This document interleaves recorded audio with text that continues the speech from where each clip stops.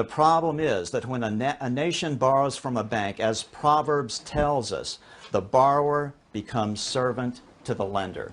That is not sovereignty. So what is the result?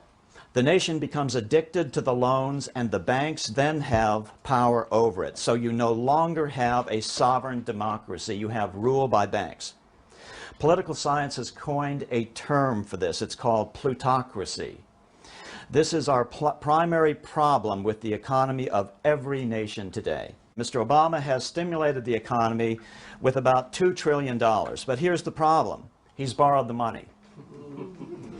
So he's borrowed the money mostly from the big banks with interest attached. And then what has he done? He simply turned around and given this money, given it back to the banks, supposedly to lend to us. What kind of a system is this?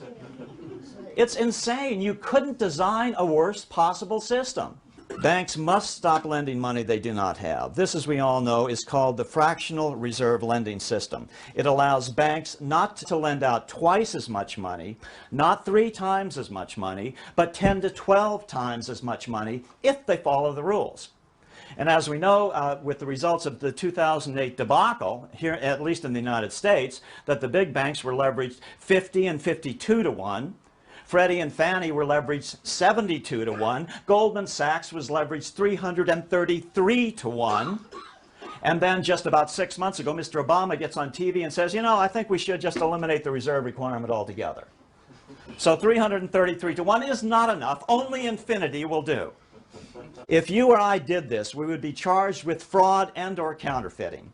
This fractional reserve system allows the banks to consolidate the wealth of the nation, and that combined with the national debt allows them to use that leverage to control the politics of the nation. So this is a two-pronged problem. When the wealthiest private citizens have control over the money supply, then the government is no longer sovereign. It is no longer the supreme power of the land and can no longer operate in the public interest.